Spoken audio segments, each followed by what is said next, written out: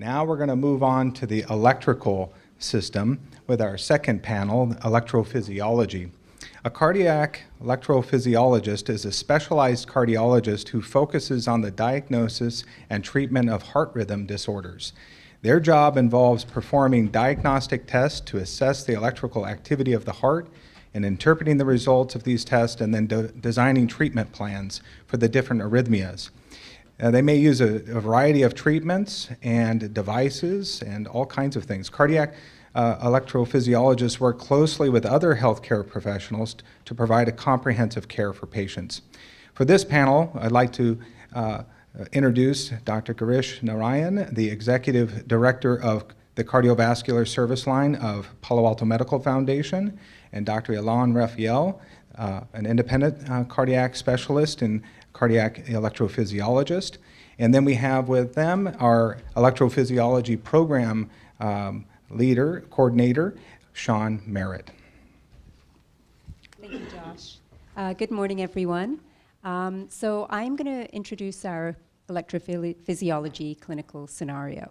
So Mr. Singh is a 68-year-old man with a history of hypertension, and he has been experiencing palpitations and shortness of breath for some time. Initially, he ignored these symptoms because he felt like he was under a lot of stress, drinking too much coffee. But recently, the episodes of shortness of breath and palpitations have increased in frequency. So his friend suggested to him that he start using his Apple Watch to start tracking his heart rate, which he did. But he was alarmed to discover that his heart rate was jumping up to the 150s, the 160s. So he scheduled an appointment with his primary care provider and received a referral to go see a cardiologist. The cardiologist placed a continuous cardiac monitor, and this revealed episodes of atrial fibrillation. So after this, he received a referral to go get evaluated by an electrophysiologist. So Dr. Narayan, Dr. Rafael, what do you think about all this information coming from wearables such as the Apple Watch? How many of you have an Apple Watch or know someone who has one? Yeah, so I mean, for those of you not in the room, about 80–90% of people use one. And these have really provided us with a very comprehensive, in-depth look at what's happening, outside our offices, outside the hospitals. And, especially in this case, it's been very useful in picking up a very important problem. So I think these are very important devices. I think we'll see more of them. I think they'll be very embedded in how we practice in the future. I don't know. I would add to that, it's interesting because I'd say maybe half of the time, patients come to us with information from their Apple Watch, and a good amount of the time, we may actually suggest to a patient to procure or pick up an Apple Watch or some other device because they're so helpful in picking up these abnormal heart rhythms. That's really what they're geared for. They can give us a lot of information about your heart, but specifically about the heart rhythm. So they're very useful, very powerful. They're FDA approved to do what they do, and we use them. Yeah, and it's not only Apple. I mean, there are many different forms of these different variables, different wearables that we can use. I think one important thing that we want to transition to is the actual condition that the watch identified, right? Sian, you mentioned a condition called atrial fibrillation. Very, very important condition. In the US, about 4 million people will have AFib. It's responsible for close to 40% of strokes. 10% of people over 65 will have AFib. So it's a very important condition. Yeah, it's so we're heart rhythm specialists, and we deal with a lot of abnormal heart rhythms, which we call arrhythmia. And atrial fibrillation, this is a great example because it's the most common one that we deal with.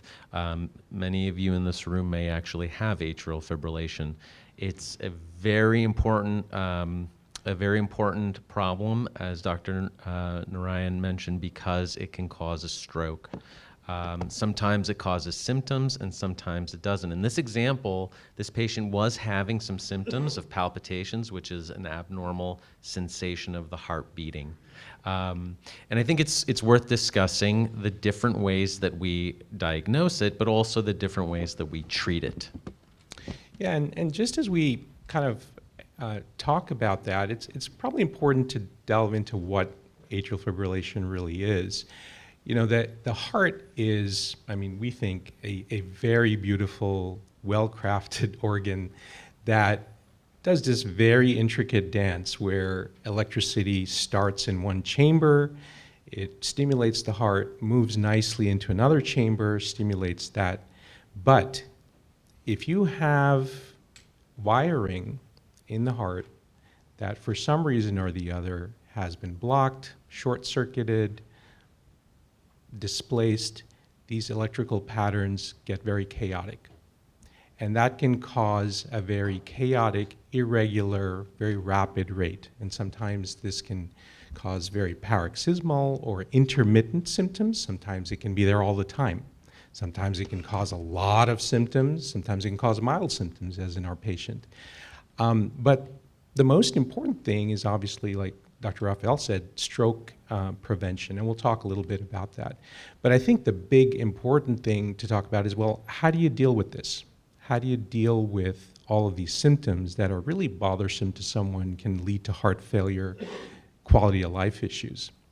So, Allon, I don't know if you want to talk about a little bit of how we treat. Yeah, right. So I think when I talk to my patients, we discuss kind of a decision-making, like a branching decision tree. Do we go down this route or do we go down this route? And the first one I usually say is, should we try to get you out of atrial fibrillation? Should we try to get you back into a normal heart rhythm? And I'm quite biased. My answer is usually yes, we should get you back into a normal heart rhythm. Although there are some situations where we might say that that the risks and benefits might favor just letting you stay in atrial fibrillation. But more often, we want to keep you back. We want to keep you in a normal rhythm or get you back into a normal rhythm. Now, some patients are in atrial fibrillation all the time, 24/7, what we call persistent atrial fibrillation. And other people are in and out, and that's called paroxysmal atrial fibrillation. So if you're in atrial fibrillation, we want to think and strategize about how to get you back into a normal heart rhythm. If you're not in atrial fibrillation at the moment, but you go in and you come back out, and you go in and out and in and out, we want to figure out how to keep you in a normal rhythm, how to prevent the atrial fibrillation from coming back. And if we decide to go down that road, what we call rhythm control, controlling your heart rhythm, keeping you in a normal rhythm, we have two major strategies, which are medications and ablation. Yeah, so ablation is an increasingly used modality. You know, medications obviously have their role, and we want to be very thoughtful about which strategy we use for whom. Medications, of course, have their own side effects. Some drawbacks are that they don't last very long. You could be on medications and they may eventually fail. But in the right setting for the right person, they may be an excellent choice. We want to, however, highlight ablation because for the first time, really, we have an opportunity to substantially modify the course of atrial fibrillation. And, you know, like a lot of technological advances over the last 10, 15 years, there have been so many that we can now apply that we can actually get rid of atrial fibrillation for a long time. Yep, agree. Maybe we can roll the video a little bit and I can show you what we actually do. So before you start, this is kind of a schematic of our heart chamber. You've all had the review session early morning, but the two top chambers are the atria, right? This is the location where the irregular heartbeat comes from. The one on the left side of the screen is the left atrium. That's primarily the source of the atrial fibrillation. And impulses from there sometimes can go rogue. Okay, instead of being under the normal control of the pacemaker of the heart, they can start firing independently, very fast, and they can put the heart into a very irregular seizure-like rhythm. So the goal of an ablation is actually to travel into the heart, right, with a little tiny tube, little imaging equipment all through your groin, which you will see. And we go to that chamber, we make an electrical map of where things are, and we deliver very specific controlled burns, or sometimes other modalities to destroy tissue to get rid of those areas. Atrial fibrillation is a heart arrhythmia in which abnormal electrical signals begin in the atria, top chambers. Atrial fibrillation may be treated by ablation surgery if medications alone are not effective. In ablation, areas of tissue in the heart that cause arrhythmias are destroyed. A catheter is inserted into the heart via a blood vessel in the leg. A small needle is used to make 2 small holes to allow the passage of the catheters from the right side to the left side of the heart. Before the ablation, electrical mapping of the heart is performed. An electrically sensitive catheter is used to map the heart muscle and the origins of the electrical activity throughout the heart. The map tells the surgeon which areas of the heart are creating problematic electric signals that interfere with the proper rhythm. The interventionalist carefully destroys malfunctioning tissue using a catheter to deliver energy, such as radiofrequency or cryotherapy, to scar the problematic areas. The scarred areas will no longer send abnormal signals. Okay, so pretty complex, pretty exciting, but surprisingly routine. We're very proud to do these procedures day in and day out on patients with atrial fibrillation. I would point out a couple things. The field of cardiology, as has been mentioned today, has really evolved a lot over the last couple decades. Again, coming from a biased place, but I like to think that electrophysiology, the field of cardiac arrhythmia, has really taken the lead in the evolution. I find that the way we practice electrophysiology today is almost unrecognizable from the way it was done 10 or 20 years ago. And what I'm getting at is ablation used to be reserved for when nothing else is working. We've tried medications. We've tried shocking the heart with those paddles from outside. And we're almost backs against the wall and we'll say, okay, we'll try the ablation. But things have really evolved. The technology has evolved. The success has really advanced. And the safety of these procedures has really, really improved. And putting that all together, the ablation strategy has really moved and almost inverted from the order of recommendations. So as it used to be the last line approach, these days we're actually recommending it up front. It even used to be that you have to try a medication first. And these days, in some patients, it may be appropriate to recommend an ablation up front. Some patients have a hard time with medications. Some patients are very sensitive to side effects. Some patients are taking so many medications, and we're worried that another medication may interact in a way that's just going to be unfavorable. More than that, in some of the research studies that we have where we compare medications to ablations, ablation is more effective.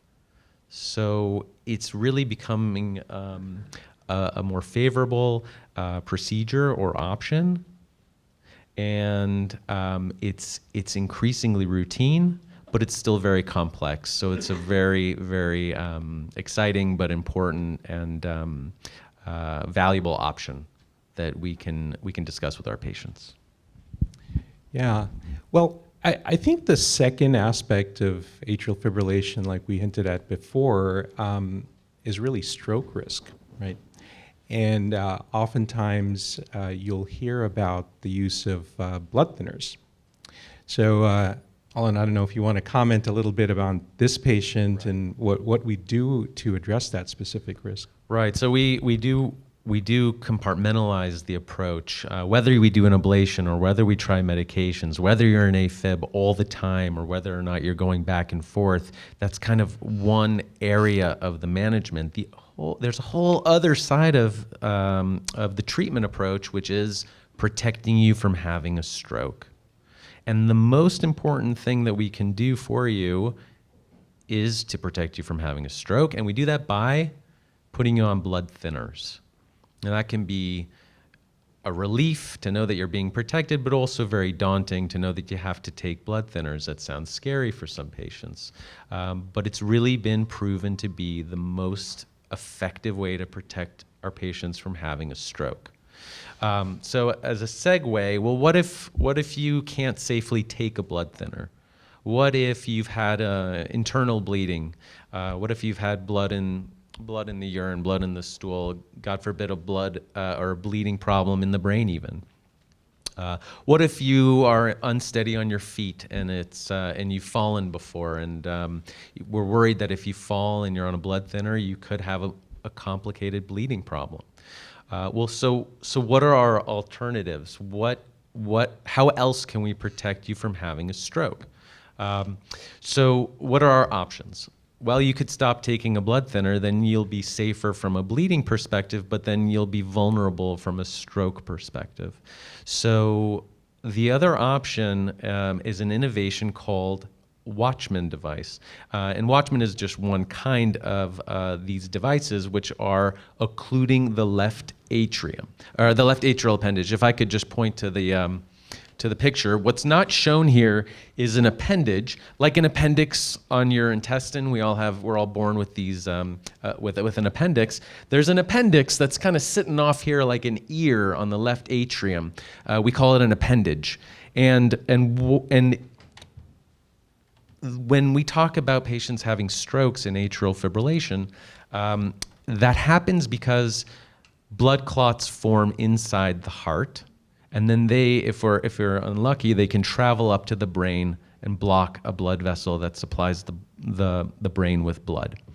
Well, according to our research, over 90% of those blood clots form in that appendage. So that's kind of our culprit spot. That's our target zone when we think about stroke.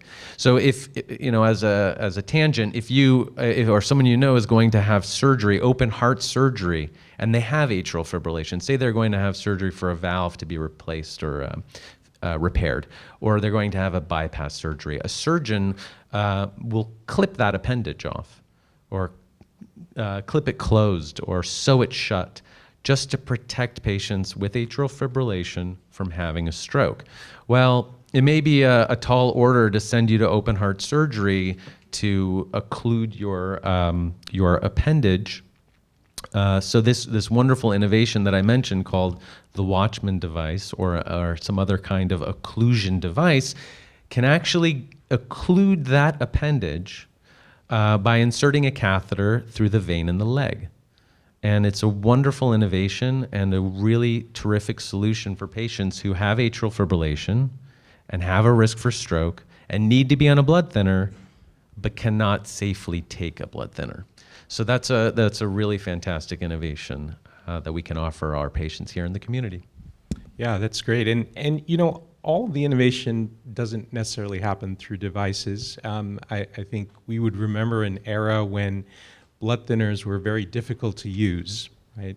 We used to use a blood thinner called warfarin, where people would have to come in on a regular basis, and some patients still have to take it. And there'd be a lot of interactions with medications. The level used to have to get adjusted on a frequent basis. And now actually, for the past decade or so, we actually now have excellent medications that don't need to be monitored, that we take on a fixed dose, that have a even better safety profile and probably efficacy, or they're better at preventing strokes. So that's improved too. The medical therapy has improved, not to mention the actual ability to technically occlude the appendage and obviate or prevent the need for taking a blood thinner. We could probably go on talking about atrial fibrillation management in this particular case for hours, but maybe we can open up the discussion to questions. Yes, sir. An ablation. When I had my first one, the risk of it reverting was in the high percentages. 60 or 70% of the first ablations were successful, and not more than that. How is that today? That's a good question, and I do point out this to all my patients. Unfortunately, ablation is not a cure for AFib. It is the closest thing we have to a cure, but it's not a cure. And as I mentioned, it's more effective than medications, and it really is something we want to keep on the table for options when we're trying to treat atrial fibrillation because it's so effective, but it's not a cure. The answer to that question about how effective is it, how likely is it to come back, depends on a lot of factors. I mentioned earlier that there's a difference between being in and out versus in it all the time. If you're in it all the time, we call that persistent atrial fibrillation. And if you're in and out, we call that paroxysmal. The research has shown that if you are paroxysmal, in and out, and you go for an ablation, the success rate can be anywhere between 80 to 90%. And that's pretty good. That's about 4 out of 5 will stay in a normal rhythm for the foreseeable future. And if you are persistent, it's lower. It's around 60 to 70% ideally. And that means 2/3 of patients will respond quite well, but about 1 out of 3 will have a recurrence, usually within a year. And then, well, the good news is all your options are still on the table. We can treat, we can do another ablation. We can consider medications. So it's not like you only get one shot.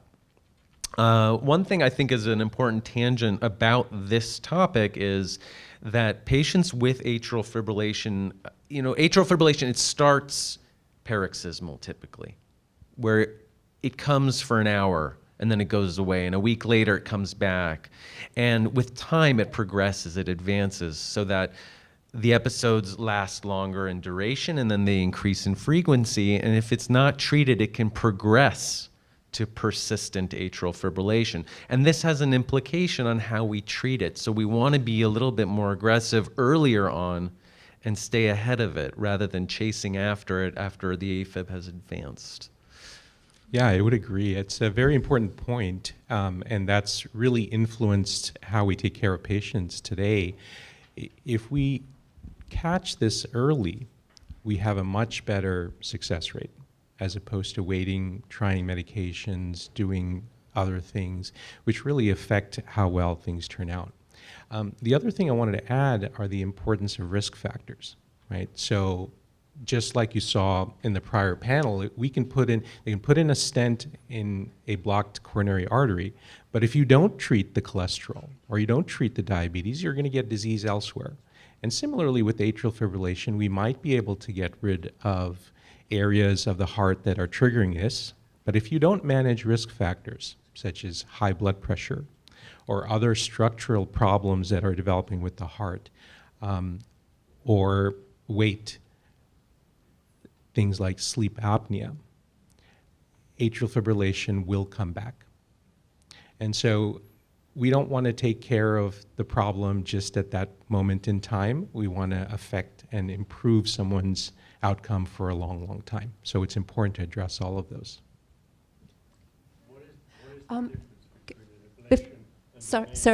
Sir, could we wait for the microphone? We have virtual He asked attendees as what's the well. difference between a regular ablation and what's called a maze ablation. Maze, it was a physician's name that the procedure was named after. Basically, the big difference is one is an open heart surgery, where there's an incision made in the chest and the catheters and the equipment is being applied on the outside of the heart. And the kind of ablation that we do is all done through veins in the legs, through using catheters. What is the progression of VATS maze? VATS maze? I believe VATS maze is done. It's a less aggressive incision. It's not classic open heart surgery, but minimal, what's called minimal thoracotomies, smaller incisions, typically on the side. They'll deflate a lung in order to allow more ease for inserting all the equipment.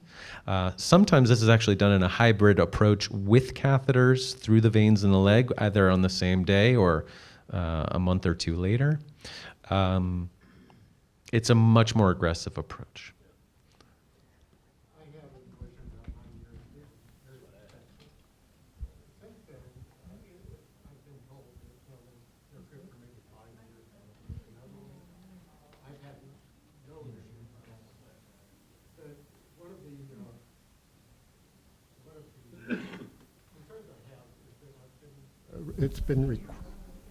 It's requested that I take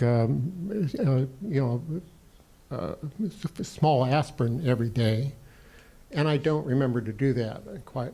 But I've not had any problems. I have one question: that is there any correlation between stress and AFib? Yeah. Yeah. Thank you. He said that he had an ablation 9 years ago and was told that maybe after 5 years it could come back, but thankfully everything's going quite smoothly. He was advised to take an aspirin, which is not a bad idea. It just really depends on each individual patient, the recommendations about whether you should stay on blood thinners even 9 years later, or if it's okay to get away with an aspirin. But then you asked about stress. I am a very, very firm believer that stress has a huge impact on the heart rhythm, including atrial fibrillation. There's a lot of data that's gone into this. There was a beautiful study called the yoga study, where patients were divided into two groups. All of them had atrial fibrillation. One group did yoga, the other group didn't, and the group who did yoga had less atrial fibrillation. And, sure, there may be something to the yoga, but I interpret it as a reduction in stress. Yeah, I would completely agree. I think stress plays a very, very important role. The problem is, how do you quantify it? And of course, how do you control it? And I think we also recognize that stress indirectly affects how we eat, how we sleep, how much exercise we get. So there are a lot of very complex interactions. But yes, if we can handle our stress well, we can't remove sources of stress, but if we can handle it well, it will improve our cardiovascular outcomes, especially heart rhythm issues. So if we could just check in on our virtual attendees. Are there any questions from our virtual community? There is one that discusses, it's a technical question, but there were quite a few questions about the catheter holes that you're putting into the heart between the two atria, and how do they recover from that procedure? Yeah, so interestingly, the heart heals. So if we look at pictures or echocardiograms of the heart, 9 to 12 months later, about 80 to 90% of these holes are completely closed. The remaining ones are extremely small, okay, and typically don't present any clinical issues. Online, can I get off my anticoagulation after I have my ablation? It's a very common and very important and excellent question. My answer is yes and no. It just depends. It depends on the patient. There's a whole conversation we could have about the CHADS VAS score, which is really important. It should be a part of every visit you have with your cardiologist if you have atrial fibrillation. That's an important factor. And then the other answer is, if yes, how? There should be a monitoring place or a monitoring strategy in place, and that may actually bring us full circle back to the Apple Watch. That's one very powerful and excellent technique or tool that we use, or that I certainly use, when the question of coming off of blood thinners arises. Yeah. I'm sorry, you had a question in the middle. Or do we have any? Can we go back to the live audience? Are there any pacemakers? I have bradycardia, tachybrady syndrome. I have a pacemaker in me for the bradycardia side, but I also hit AFib. I've had a stroke in the past. The AFib's been kicking up lately.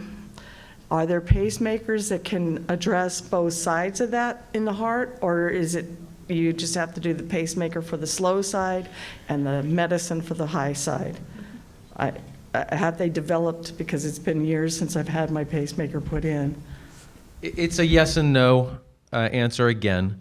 Primarily, the pacemakers are designed to treat the bradycardia. There are advancements over the last few decades. There are algorithms that the pacemakers have that can actually get you out of atrial fibrillation, yes, but that's not really the primary design of the pacemaker. It's more like a perk.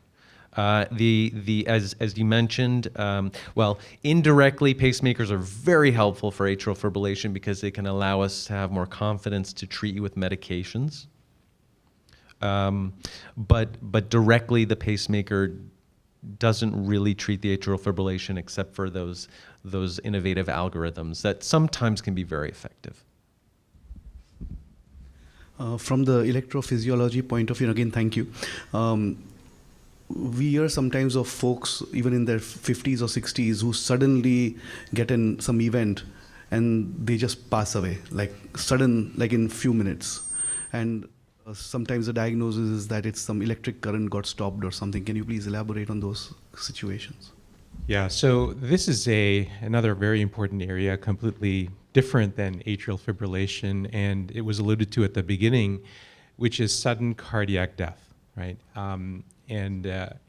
Basically what happens there is the same electrical chaos that affects the top chamber of the heart has now affected this main pumping chamber of the heart, the left ventricle. And essentially what happens is there's a sudden onset of this irregular chaotic rhythm, and the heart essentially develops a seizure, stops pumping blood, someone collapses. And so unfortunately, it's a catastrophic event, right, most of the time. The causes of this are quite varied.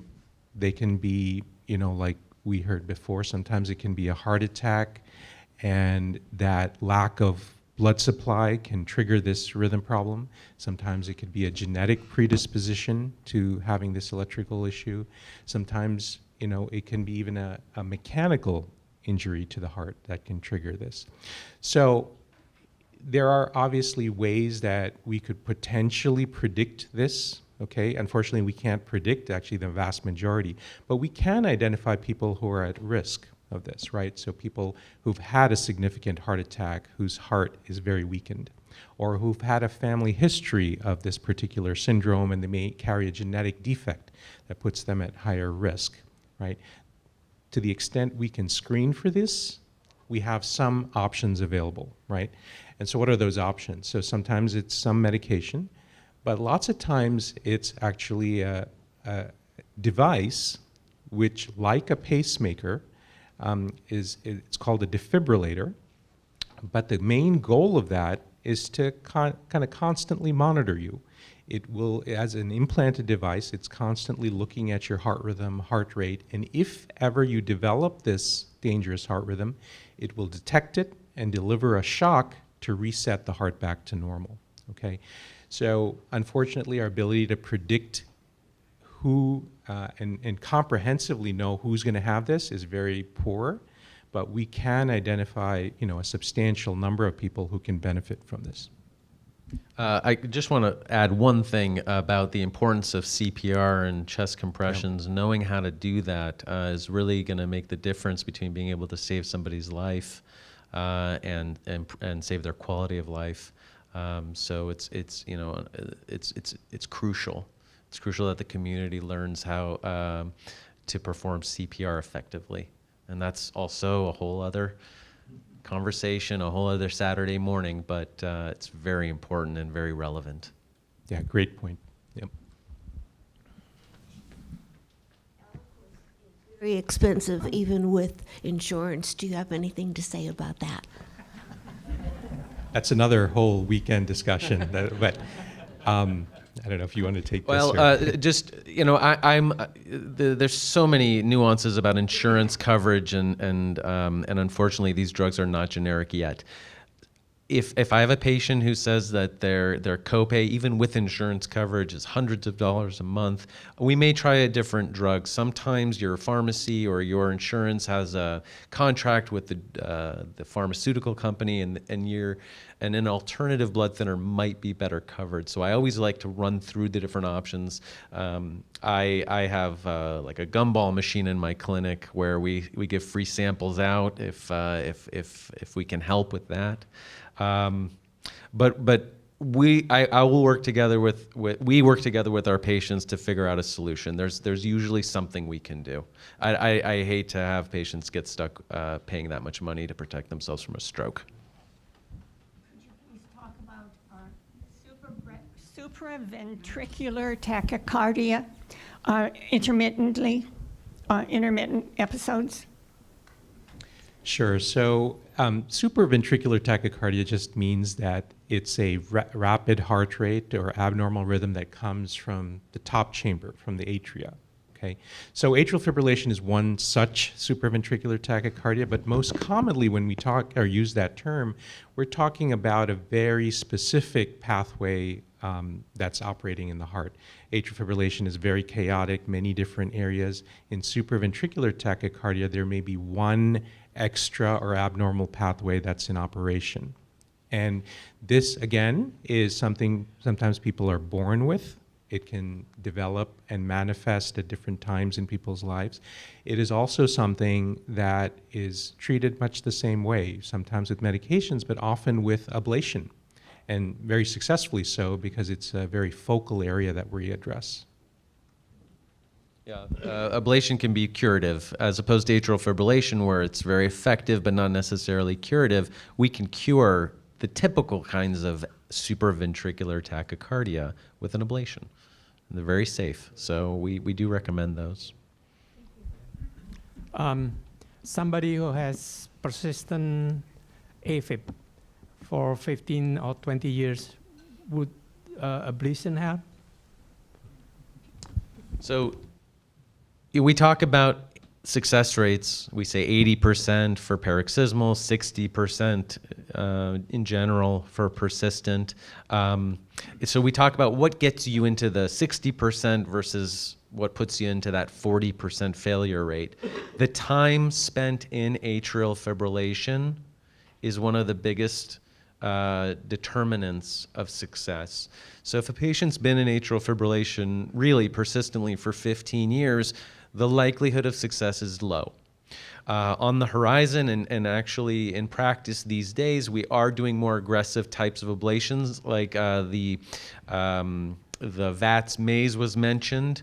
There are hybrid approaches where we combine forces, ablating from outside the heart and from inside the heart with the catheter in the vein, but also with a chest incision.